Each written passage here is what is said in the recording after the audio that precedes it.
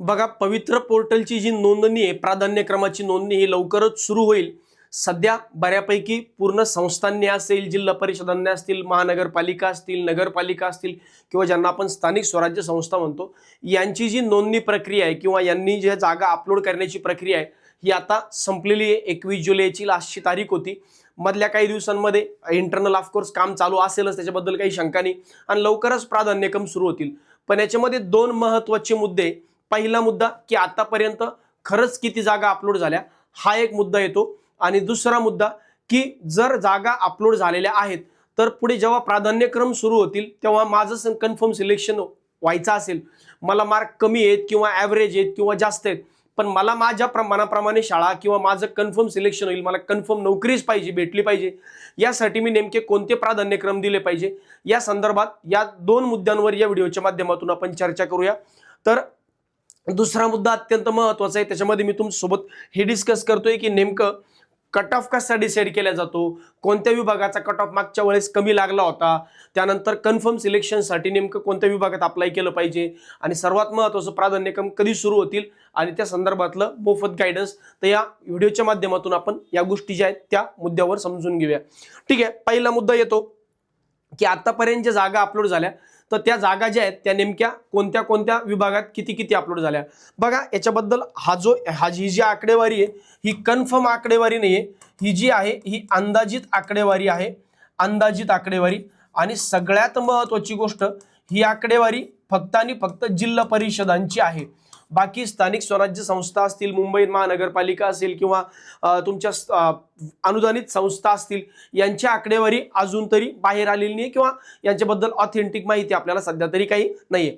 आता महाराष्ट्रात जे विभाग पडतात, त्यातलं जर पहिलं बघितलं तर उत्तर महाराष्ट्र, तर जवळपास उत्तर महाराष्ट्रामध्ये जेवढे जिल्हे पडतात, नंदुरबार, धुळे, नाशिक, अहमदनगर म्हणजे अहिल्यानगर ज्याला आपण म्हणतो, जळगाव आहे, त्यानंतर हे जे जिल्हे आहेत या जिल्ह्यांमध्ये मोठ्या 1650 जागांच्या आसपास ज्या आहेत या जिल्हा परिषदांच्या जागा आलेल्या आहेत असं म्हणतात, किंवा एवढे अंदाज आपण एक्सपेक्ट करू शकतो.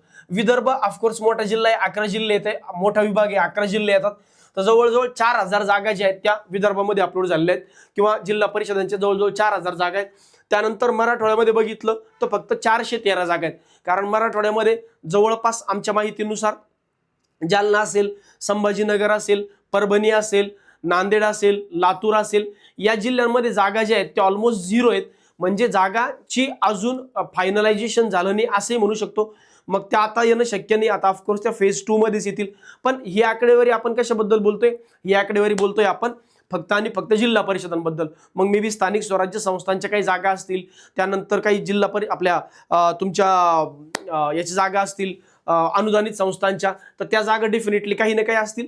त्यामुळे डायरेक्ट 0 आहे का, तर आज म्हणणं थोडंसं खूप घाईचं ठरेल. आपण थोडंसं यथाशीघ्र या विषयावर नंतर मुद्द्यावर चर्चा करूयात. पुढचा मुद्दा, पश्चिम महाराष्ट्रामध्ये जवळजवळ 2450 म्हणजे जवळजवळ 2500 जागा आहेत. कोकण विभागात 2550 जागा. मुंबई महानगर जे आहे, ठाणे असेल, मुंबई उपनगर असेल, या जिल्ह्यांमधल्या जागा ज्या आहेत किंवा या शहरांमधल्या जागा ज्या आहेत त्या महानगरपालिकेच्या हद्दीत येतात, म्हणजे मुंबई महानगरपालिकेच्या हद्दीत किंवा महानगरपालिकेच्या. तर त्यांच्याबद्दल अजून तरी काही अधिकृत आकडेवारी किंवा अंदाजित आकडेवारी आपल्याजवळ अवेलेबल नाहीये. त्यामुळं आता जर विचार केला तर मोठी या जवळजवळ 11,000-11,500 जागा ज्या आहेत त्या आपल्या अंदाजाने जिल्हा परिषदांची जागा झाल्या आहेत. मग याच्यामध्ये जर अजून महानगरपालिकेच्या, नगरपालिकेच्या जागा आल्या, स्थानिक स्वराज्य संस्थांच्या आणि खासगी अनुदानित संस्थांच्या, तर हा आकडा डेफिनेटली 15,000पेक्षा मोठाच जाईल. म्हणजे जवळजवळ हा 15-20 हजारांच्या जरी घरात गेला तर याच्याबद्दल अतिशयोक्ती वाटू नये. त्यामुळं आता एकमेव पर्याय आहे की थोडे दिवस थांबणे. आता संधी ऑलमोस्ट आपली दार ठोठावत आलेली आहे. आता आपल्याला फक्त दार उघडायचे आणि संधीला आपल्या याच्यामध्ये काबीज करून घ्यायचे. असो, आता पुढचा मुद्दा येतो की एवढ्या जागा जर जिल्हा परिषदांच्या आहे तर खासगी अनुदानित संस्था असतील, त्यानंतर महानगरपालिका असतील, नगरपालिका असतील, स्थानिक स्वराज्य संस्था ज्यांना आपण म्हणतो, या जागा अपलोड झाल्यानंतर डेफिनेटली हा आकडा वाढणार आहे. पण पहिला मुद्दा येतो की हे सगळं ठीक आहे, आपल्या समोर दिसते, पण प्राधान्यक्रम चालू कधी होणार आणि प्रोसेस कधी पूर्ण होणार. काही तर लोक म्हणतात की हे डिसेंबर एंड पर्यंत जाणार आहे. पण बघा, मला नाही वाटत की हे डिसेंबर एंड पर्यंत जाईल, कारण त्याच्यामध्ये असं काही टेक्निकल एरर आता सध्या तरी राहिलेली नाही. आणि गव्हर्नमेंटचं असंही काही नाही की भरती करायची नाही. जर भरतीच करायची नसती तर नव्याने तलाठी जागा किंवा ज्या ग्रुप सीच्या जागा ज्या आहेत त्या काढल्याच नसत्या. तर ह्या ज्या आहेत या सगळ्या अफवा आहेत. मला नाही वाटत त्याच्यामध्ये काही फार तथ्यता आहे किंवा सत्यता याच्यामध्ये आहे, याच्यात काही तथ्य मला वाटत नाही. स्टील आता काय असतं की शेवटी गव्हर्नमेंट आहे, तिथं नेमकं काय चालतं, त्यांच्या डोक्यात काय याच्याबद्दल सध्या तरी कुणालाही सांगणं अशक्य असतं. पण जे आपण डिसेंबरपर्यंत वगैरे तुमच्या जर कानावर आज चर्चा आली असेल तर मला नाही वाटत त्यात काही तथ्य आहे. तो विषय सोडून द्या. माननीय शिक्षण मंत्री जे आहेत दादा भुसे यांनी सांगितलं होतं की आम्ही ऑगस्ट एंडपर्यंत ही पूर्ण प्रक्रिया जी आहे फेज 1ची ही कंप्लीट करण्याचा प्रयत्न करूया. तर मला असं वाटतं की सध्या गव्हर्नमेंटवर एवढे एलिगेशन्स चालू आहेत तर गव्हर्नमेंट याच्यामध्ये या मूडमध्ये नाही आहेत की अजून कुणाचं तरी काही निगेटिव्हिटी आणखी अंगावर उडून घ्यायची आणि पुन्हा आंदोलनं वगैरे करायला लावायची. त्याच्यात एक मुद्दा येतो की कला आणि क्रीडा शिक्षकांच्या जागा ज्या आहेत या अजून तरी याच्यामध्ये अपलोड दिसत नाहीये. त्यामुळं कला आणि क्रीडा शिक्षकांचं आंदोलन जे ते डेफिनेटली चालू आहे आणि त्यांचं योग्य पण आहे की इतक्या दिवसांपासून रखडलेली भरती आहे. आता जर तुम्ही म्हणतायत की काढायची आहे तर मग देणार कधी जागा ते पण आम्हाला पटपट सांगा. तर तो एक टेक्निकल ग्लिच जो आहे तो येऊ शकतो. पण मला असं वाटतं त्यासाठी सेकंड फेज हा पण एक पर्याय असतो, कारण ह्या फेज 1च्या जागा आहेत, फेज 2च्या जागा अजून पुढच्या काही दिवसांमध्ये येतील. त्यामुळे तसंही काही घाबरण्यासारखं कारण नाहीये. आता मुद्दा येतो की कोणत्या विभागाचा कट ऑफ कमी लागतो. आता बघा, कुणालाही जर विचारलं की जॉब करायचा कुठे तर प्रत्येक जण म्हणतो की मला शहरालगत जॉब करायचा किंवा शहरात जॉब करायचा आहे. मग शहर जर बघितले तर सगळ्यात जास्त मागच्या वेळेस 2022च्या पवित्र पोर्टलमध्ये सगळ्यात मोठा कट ऑफ लागला होता तो पिंपरी चिंचवड महानगरपालिकेचा.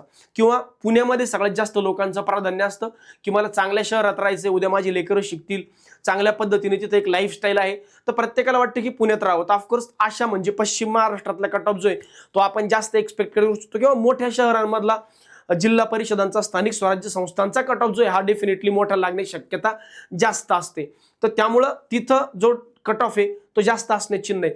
आता नॉर्मली जर मागच्या वर्षीचा विचार केला तर कट ऑफ हा काही विभागानुसार ठरत नाही. कट ऑफ जो आहे त्याच्यासाठी खूप वेगवेगळे क्रायटेरिया आहेत. जसं मी मागच्या व्हिडिओमध्ये बोललो होतो की कट ऑफचा विचार जर केला तर याच्यामध्ये सगळ्यात पहिलं असतं तुम्ही कोणत्या माध्यमातून अप्लाय करताय, कोणत्या माध्यमातून, मराठी माध्यम, इंग्लिश माध्यम. त्यानंतर पुढचा मुद्दा येतो तुमचा सब्जेक्ट कोणता आहे, सायन्स आहे, सोशल सायन्स आहे, हा वाला मुद्दा. त्यानंतर पुढचा मुद्दा येतो तुमची कॅटेगरी तुमचा हा एक मुद्दा येतो. आणि त्यानंतर असतात तुमचे मार्क्स, मग टेटमध्ये मिळाले मार्क. तर मग एवढे पॅरामीटर्स लावल्यानंतर तो कट ऑफ डिसाईड होत असतो. आता मुद्दा असा असतो की समजा आम्ही बँकिंगच्या परीक्षांना शिकवतो, IBPS मोठा अनुभव आहे. आता यात काय असतं ना की आम्ही मुलांना सांगतो की जर महाराष्ट्रातून जागा कमी आहे तर अदर स्टेटमधून अप्लाय करा. मग मुलं विचारतात की अदर स्टेटमधून अप्लाय करताना सर नेमकं कुठून अप्लाय करावं, राजस्थान करावं, गुजरात करावं, त्यानंतर आपल्या बाजूला मध्य प्रदेश आहे, उत्तर प्रदेश आहे, इकडे कर्नाटक आहे, तेलंगणा आहे, तर कुठून नेमकं अप्लाय करायला पाहिजे. आता यावेळेस आपण काही जरी सांगितलं तर मुलं नेमके काय करतात याच्याबद्दल काही सांगू नाही शकत कुणीच, बरोबर आहे. मग आपण जर म्हणलं की गुजरात हे 3 स्टेट आहे तर त्या 3 स्टेटमध्ये नेमकं कोणत्या स्टेटमध्ये हे विद्यार्थी अप्लाय करतील याच्याबद्दल शंका असतेच. कारण मुलं प्रत्येक वेळेस तो जास्तीचा वैयक्तिक प्रश्न असतो. तसं उद्या नेमकं कोणत्या विभागातून जिथं जागा जास्त दिसतात या विभागात येतात. म्हणजे आता तुम्ही जर म्हणलं की सर विदर्भात भरपूर जागा आहेत तर मग जास्तीत जास्त उमेदवार विदर्भात जातील का, तर असंही होऊ शकतं. मराठवाड्यात नंबर ऑफ वॅकन्सीज कमी आहेत तर मराठवाड्यात लोक प्राधान्यक्रम कमी देतील किंवा खाली प्राधान्यक्रम टाकतील का. त्यामुळे ह्या वेगवेगळे पॅरामीटर्स आहेत. त्यामुळे आजच्या डेटला असं कुणीही 100% सांगू नाही शकत. एक व्हिडिओ मी इंस्टाग्रामला टाकला होता, त्याच्यावर एक खूप चांगली कमेंट आली होती की स्पष्ट आणि खरं बोलणारा शिक्षक. म्हणजे माझं म्हणणं आहे की मला तुमची सिंपती घेण्यासाठी किंवा व्हिडिओजला व्ह्यू मिळवण्यासाठी मला तुम्हाला मॅनिप्युलेट करायचं नाही. जी रियालिटी ती रियालिटी मी तुमच्या समोर मांडतो.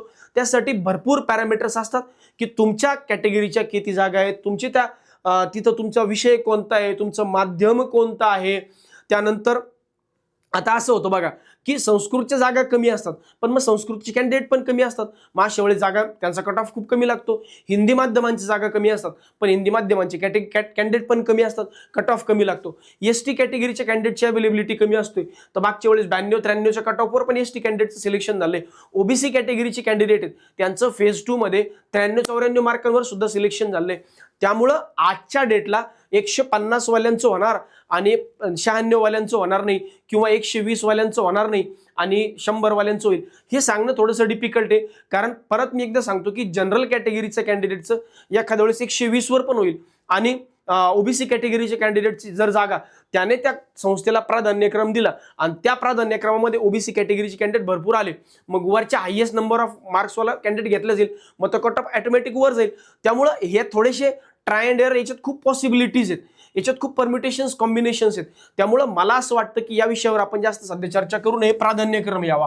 तर कट ऑफ कसा ठरवला जातो, तर मी जसं सांगितलं, माध्यम तुमचं कोणते, विषय तुमचा कोणता आहे, म्हणजे तुमची ज्याला आपण काय म्हणतो बीएड मध्ये किंवा डीएड मध्ये तुम्ही कशातून बीएड डीएड केले तो मला मुद्दा असेल, कॅटेगरी असेल, टेट मधले मार्क्स असतील, तुम्ही ज्या संस्थांना प्राधान्यक्रम दिलाय त्या संस्थांसाठी नेमकं किती लोकांनी प्राधान्यक्रम दिलेत हे पण खूप मॅटर करतं. त्यामुळं हे जे कट ऑफ आहेत हे यानुसार डिसाईड केले जातात. आता मागच्या वर्षीचा विषय जर तुम्ही घेतला तर मी जसं सांगितलं की 92-93 वर सुद्धा फायनल सिलेक्शन झालेलं आहे फेज 2 मध्ये. फेज 1 मध्ये एवढा कट ऑफ खाली येईल का याच्याबद्दल सध्या तरी सांगणं थोडं अवघड आहे, पण फेज 2 मध्ये 100% इथपर्यंत कट ऑफ आलेत. त्यामुळं आशा जिवंत आहे. 100% 90-95 वाल्यांनी सुद्धा आपल्या अपेक्षा ज्या आहेत त्या जिवंत ठेवायचे, सगळ्यांनी प्राधान्यक्रम प्रकर्षाने द्यायचे. त्यानंतर मुद्दा येतो 2022चा कट ऑफ काय होता, कमीत कमी मार्क्स असणारे अगोदर सिलेक्शन झाले. जसं मी तुम्हाला सांगितलं आता की मागच्या वर्षी 2022 मध्ये फेज 2चा जो कट ऑफ आहे हा 92-95 पासून तर 120-130 पर्यंत पण होता आणि तिथपर्यंतच्या उमेदवारांचे कन्फर्म सिलेक्शन झालेत. पण परत मुद्दा येतो कॅटेगरी, परत मुद्दा येतो माध्यम, परत मुद्दा येतो तुमची मेथॉडॉलॉजी, परत मुद्दा येतो तुम्ही दिलेल्या संस्थांचे प्राधान्यक्रम. या सगळ्या गोष्टी आहेत. आता काय असतं ना बघा, फेज 2 मध्ये आता किंवा फेज 1 मध्ये रयत संस्था आहे. आता प्रत्येकालाच वाटतं की माझी संस्था चांगली असली पाहिजे, भविष्यात मला काही त्रास व्हायला नको, तर रयत संस्थेला जास्त प्राधान्यक्रम येतात. मग एखाद्या वेळेस असं होतं की फॉर एक्झाम्पल एक दुसरी संस्था आहे जिथं आता दोनच कम्पेअर करूया आपण की फॉर एक्झाम्पल मराठवाडा शिक्षण प्रसारक मंडळ आहे, मग हे एक MSP आहे आणि रयत शिक्षण संस्था आहे. मग आता यांच्यामध्ये जर समजा फॉर एक्झाम्पल दोन्ही पण, फॉर एक्झाम्पल म्हणतोय बरं का मी, फॉर एक्झाम्पल दोन्हीमध्ये पण नॉन इंटरव्ह्यू पोस्ट आहे असं जर ठरलं की आम्ही दोघांनी पण नॉन इंटरव्ह्यू घ्यायचं, पण काय होतं रयत संस्थेला जास्त प्राधान्यक्रम येतात, मराठवाडा शिक्षण प्रसारक मंडळाला कमी येतील. मग ज्याने एखाद्याने कमी कट ऑफ वाल्याने मराठवाडा शिक्षण प्रसारक मंडळावर टाकलं आणि रयत शिक्षण संस्था खाली टाकली तर ऑफकोर्स त्याचा मराठवाडा प्रसारक मंडळात सिलेक्शन होऊ शकतं. मग एखाद्याने जर कमी मार्कवाल्याने जर वरती संस्था टाकली की मला रयत पाहिजे आणि तुमच्यापेक्षा जास्त उमेदवारांना तो कट ऑफ त्या जास्त मार्क आहे त्याला रयत भेटणार, तुम्हाला खालचीच प्राधान्यक्रम भेटू शकतं. पण खालच्या प्राधान्यक्रम म्हणजे तुमच्यापेक्षा जास्त मार्कवाल्याने जर मराठवाडा शिक्षण प्रसारक मंडळावर टाकलं तर मग तुमचं पुन्हा तिथं कन्सिडर होणार नाही. म्हणून भरपूर पॅरामीटर्स आहेत. म्हणून मी म्हणतो की आत्ता त्या विषयावर जास्त चर्चा करण्यात काही अर्थ नाही, आता का थ्याकूट करण्यात काही अर्थ नाही. जेव्हा फायनली हे सगळं होईल, जेव्हा प्राधान्यक्रम सुरू होतील तेव्हा आपण खूप चांगल्या पद्धतीने याचा एक चार्ट बनवू, कुठल्या कॅटेगरीला कुठले किती मार्क, टेटमध्ये या विद्यार्थ्यांना या उमेदवारांना किती मार्क, या हा सगळा ॲनालिसिस केल्यानंतर आपण ठरवूया की प्राधान्यक्रम द्यायचे. आता प्राधान्यक्रम सुरू कधी होतील याच्याबद्दल मी सांगतोय, याच्याबद्दल कुणीही कन्फर्म सांगू शकत नाही, पण एवढं तर कन्फर्म आहे की लवकरात लवकर सुरू होतील. मग लवकरात लवकर 8 दिवस 15 दिवस लागू शकतात जास्तीत जास्त असंही वाटतं. बाकी या संदर्भात मार्गदर्शन आपण एकदम फ्रीमध्ये करणार आहे. यासाठी तुम्ही काय करा, फक्त टेलिग्राम जॉईन करून ठेवा आपलं, ई-सारथी TET TAIT, ई-सारथी TET TAIT या नावाने आपलं टेलिग्राम चॅनल आहे. तर हे टेलिग्राम चॅनल जे हे प्रत्येकाने जॉईन करून ठेवा. या टेलिग्राम चॅनलवर तुम्हाला पूर्ण माहिती जी आहे ही या ठिकाणी मिळत राहणार आहे. त्यामुळं बिंदास्त राहा आणि या चॅनलला 100% सगळ्यांनी जॉईन करून ठेवा. इंस्टाग्राम चॅनलला जी पण माहिती मी तुम्हाला देणार आहे ही कम्प्लिटली फ्री ऑफ कॉस्ट आहे. यामध्ये कुठलाही छुपा चार्ज वगैरे अशा पद्धतीचं काही नाहीये. बाकी अशाच प्रकारच्या नवनवीन व्हिडिओसाठी आपल्या YouTube चॅनलला सुद्धा नक्की सबस्क्राईब करून ठेवा. धन्यवाद.